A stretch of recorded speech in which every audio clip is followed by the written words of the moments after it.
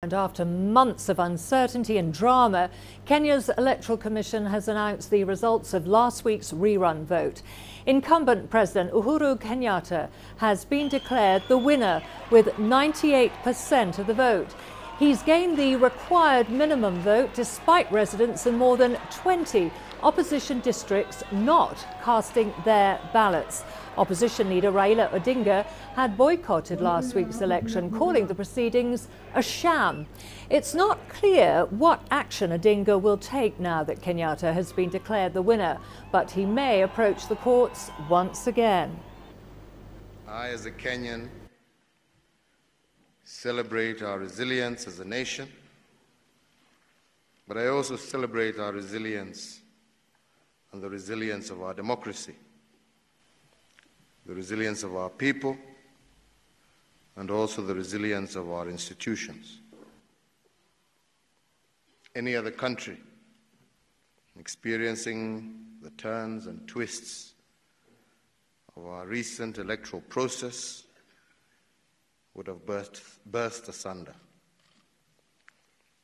But our Kenyan resilience will not tire.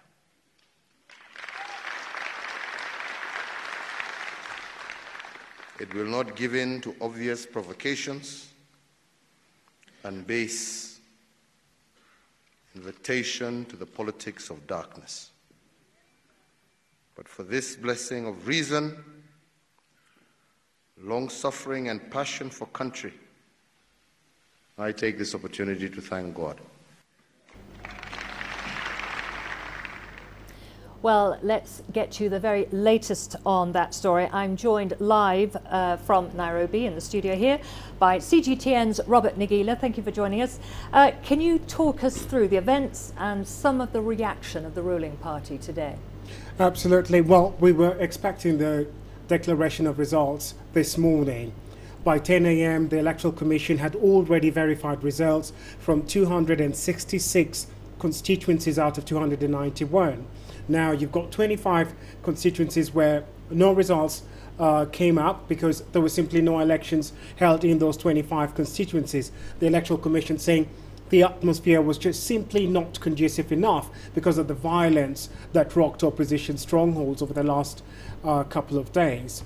Turns out that the reason they were not able to make that announcement early enough was because the Electoral Commission was consulting with their lawyers to find out whether they could declare the winner without having done elections in those 25 constituencies. And once they were given the go-ahead, then we saw the president come and he was declared winner, received his certificate, and then gave his acceptance speech. On that point, yeah. Just to stop you there, Right. he needed at least 50%, wasn't it? 50 plus one, I think. 50 plus one, Yeah. plus he had to get 25% in at least 24 of the counties, which he did. Yes. That all went smoothly. The reaction from the president's Jubilee party, the ruling party, was one celebratory, really, especially when they announced results from some opposition strongholds where he garnered quite a few votes, and we saw them cheering really loudly. So now we await to see going forward what's going to happen next in terms of the political crisis between the president's party and Mr. Odinga. Well, let's talk about the opposition and Odinga. Do we know if the coalition plans to contest the results? Do we know that yet? Well, we're not sure if they're going to go to court. Remember, they boycotted this election. They had a chance to go to court then to take their case back to the Supreme Court. They did not.